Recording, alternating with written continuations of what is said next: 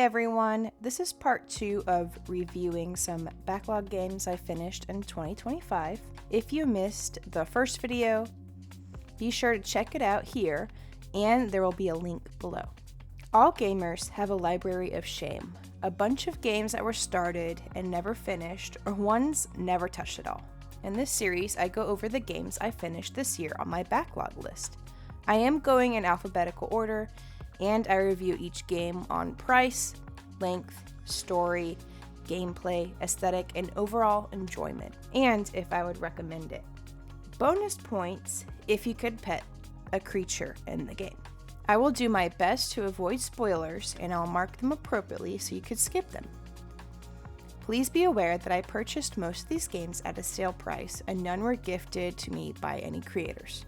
These are my honest reviews, and I hope this video inspires you to save some money and play some games in your library that are collecting dust. Also, I have been under the weather and sick, so I'm sorry if my voice sounds a little funny. Let's roll with Dicefolk. This game was not what I expected. This is my fault since I watched the trailer a while ago and impulse bought it when it was on sale. I bought it because it was a creature collector. I did not know it was a roguelike until I started playing the game. Oops.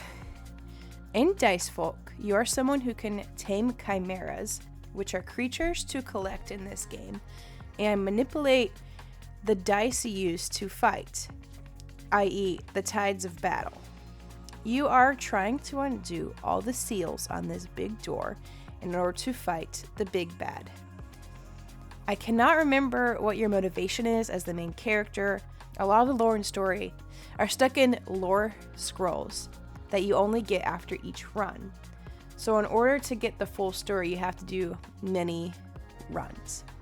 And each run takes about an hour. There are 4 battle styles that you have to complete at least one run of each in order to get to the final boss. Each run consists of 3 biomes that you have to explore and do a dungeon crawl of sorts to get to the mini boss of the area before moving to the next one.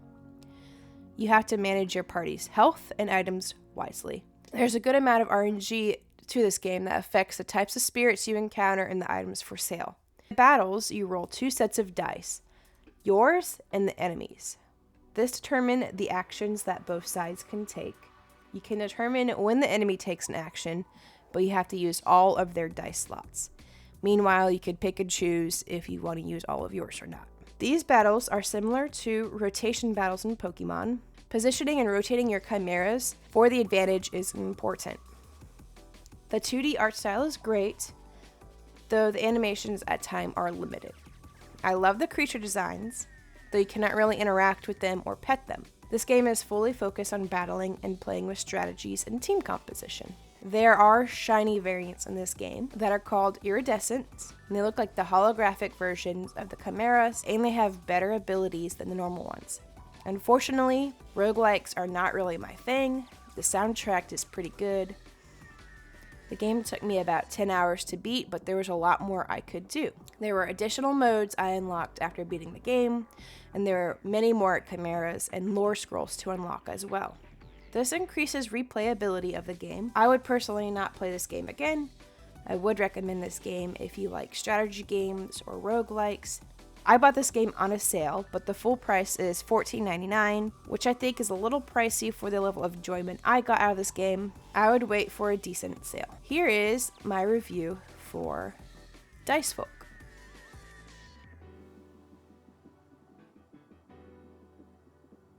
Is the Seat Taken is the next game. This is an organizational puzzle where you place shapes in different scenarios, such as buses, movie theaters, and restaurants, in their preferred spot. In the early stages, it is pretty easy, but in the later stages, you have to think carefully about the placement of the shapes in order to get a perfect score. A perfect score is not needed to progress, but I felt like I had to make every shape happy before moving to the next level. I perfected every level, including the optional bonus levels. This game reminds me of sequence riddles and satisfied that logic puzzle itch. This game took me about 5 hours to beat, which is on the shorter end. I would not recommend playing the whole game in one sitting, but it is a lot of fun to use as a means to kill time, such as plane rides or waiting in the doctor's office. The graphics are minimal, with a 2D art style and a limited color palette, which I found cute and charming. There's also a very minimal story of helping a rhombus on her story to becoming an actress. I feel like the story was an excuse to have different backdrops for the puzzles more than anything else. The game's base price is $9.99. I think the base price is fair, though I got mine at a discount on the Switch online store. Overall, I found the game entertaining, but don't expect it to be life-changing. At the end of the day, it's just a fun and calming puzzle game. My favorite levels were the optional bonus ones, so I recommend checking those out. I really enjoyed the matchmaking one and the museum-themed one. This game did not have any creatures to pet. I think in the future it would be fun to have some animal-themed puzzles. Animals as shapes would be really cute. Maybe you could organize them in a zoo or a pet store or something. And here is the final score.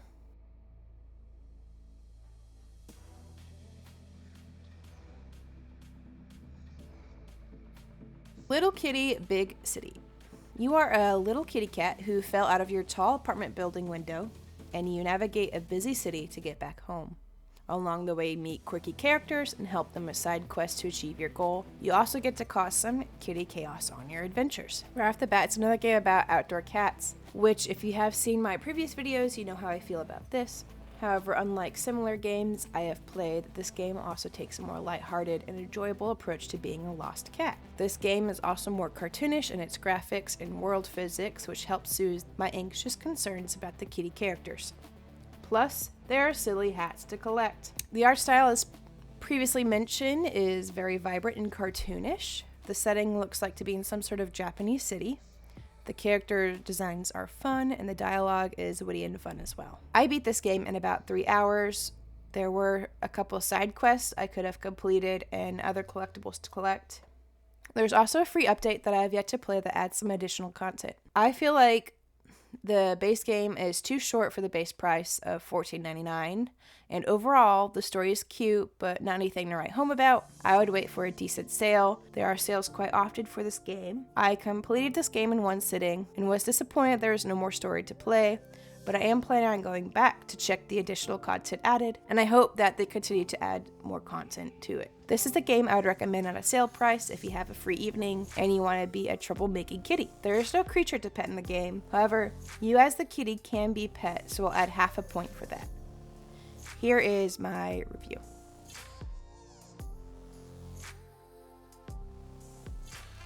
Monster Hunter Wilds. I am a huge Monster Hunter fan. It has 3 things I love: cool monsters, cool weapons, and adorable creature companions to aid you on your journey. I worked my butt off and saved up for over half a year in order to get a new gaming PC that could handle the newest game in the series. This is an open world Monster Hunter game where the weather and season affects the behavior of the monsters. In this game, you're a part of a research group exploring a new area when you stumble upon a mysterious boy from a lost civilization who is far from home. You have to work together to solve the mystery of why certain apex monsters are acting agitated, and to avoid spoilers as best as possible, you have to quell the root of the problem in the disturbance of nature, as well as help this boy find his way home again. The environments were awesome, and each one looked different depending on the season. In the game, the seasons are plenty, fallow, and clemency. The new monsters in the game felt fresh.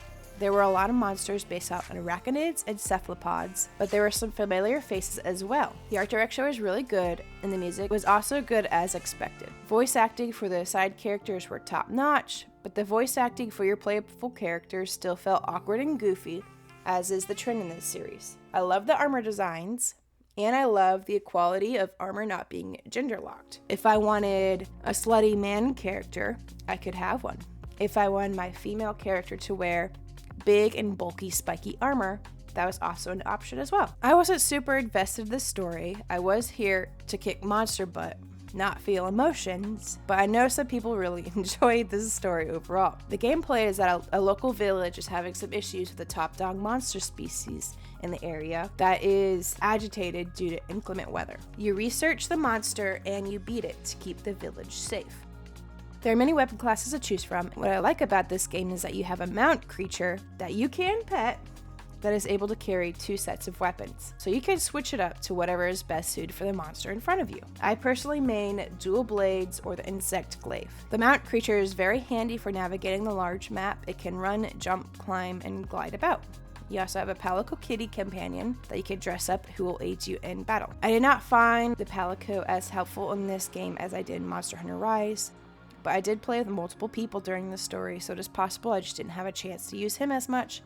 It is very confusing to play with friends online, where it was super easy and seamless in Monster Hunter Rise. Why do they make it so difficult in this game? I don't know. I also found that interactive online hubs and hangout spaces to be boring and skippable for my playthrough. The game took me about 44 hours to beat, which is average for a Monster Hunter game.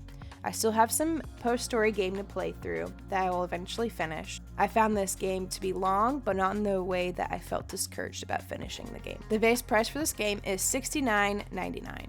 I would say I got $70 of enjoyment out of this game, so I think it is fair, but I'm pretty sure I bought this game at a slight discount. Maybe it was 10 or 15% off. I don't see it on sale very often. There is a lot of DLC. A lot of it's mainly for cosmetics that don't really affect gameplay or the story, so you can skip those. They have done some free updates that have like a lot of free events with additional monsters being added to the game to fight. So that is fun, and there's a lot of incentive to come back to the game regularly. I believe there was some controversy when the game first launched about performance issues, and the new reviews on Steam still complain about these issues as well. While my new PC isn't top of the line, it does have some newer stuff in it, and it ran the game just fine. I don't remember having any crashing issues. However, when I did try to stream it, I did have some ping issues, which I could not figure out how to solve. Overall, I really enjoyed the game, and I would recommend to do a PC test to see if your PC is up to snuff to run this game. I do hope that they work out some performance kinks so that more people can enjoy this game. This is my overall review.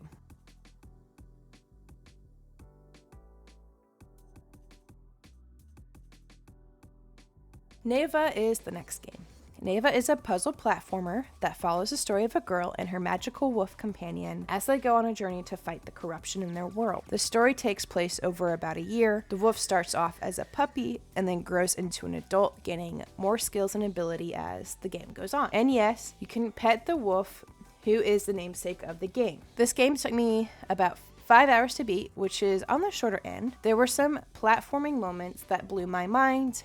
I'm not typically big into platformers, mainly because I'm so bad at jumping in video games. However, I found Neva to not be too difficult on the platforming, but some of the boss battles took a few tries. The combat is very minimal. There are no items to use, and you can only do basic slashes with your sword. You can dodge, jump, and dash as well. One thing I did like about this game is that you can regain health the more you attack an enemy. This encouraged a more aggressive playstyle. I found myself really having to memorize boss patterns in order to win. The music and art direction in this game is beautiful. It truly felt like an evil came and corrupted the creatures of a fairy tale story with its colorful 2D art style that started to become dark and dull as the corruption spread. The enemies were disturbing and well designed. The story was told through actions rather than dialogue. The only spoken word in the entire game was Neva, which leaves a lot of room for the players to interpret the story on their own. This game was $19.99. I believe I was gifted this on Steam from a family member. I have seen it on sale, and I think it's most worthwhile to purchase at a lower price. I enjoyed this game, and I found it most enjoyable for its art design and platforming puzzles. And who doesn't love adventuring with a cute doggy? I would recommend Neva if you enjoyed games such as Hollow Knight. Here is the review.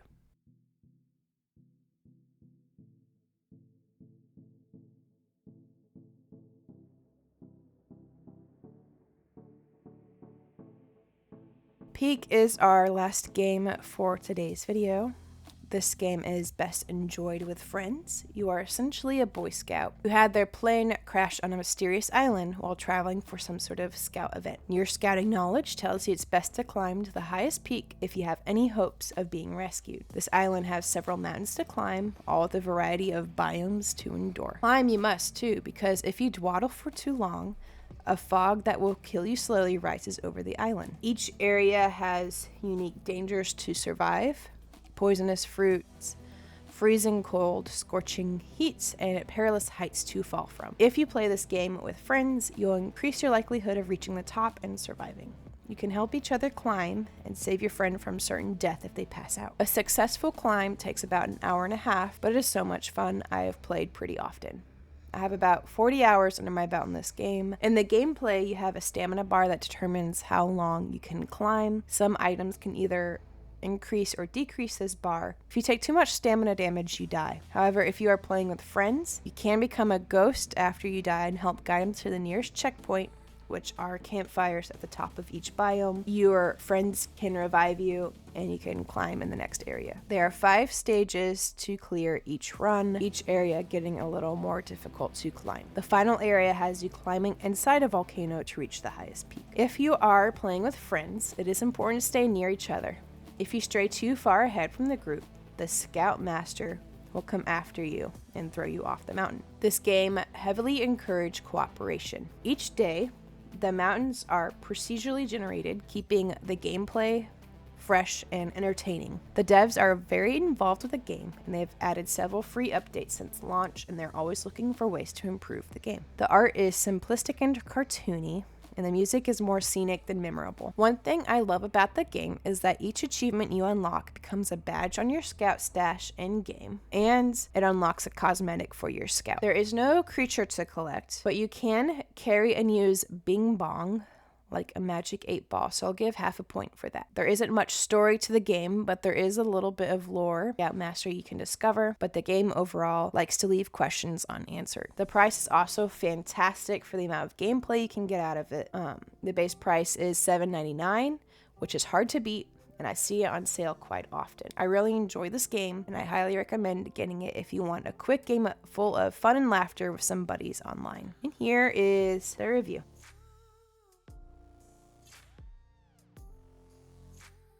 From this selection, I would highly recommend Monster Hunter Wilds or Peak. Comment below if you agree or disagree with my review. Do you have any games that you would recommend I play? If you want to see more content like this, be sure to like or subscribe. We also have a Discord where you can vote on games you would like to see us stream or finish next, and a TikTok channel where you can see what we're up to on a daily basis. I post our cute pets there quite often. Link to all these platforms will be posted in the description below. See you next time. Bye.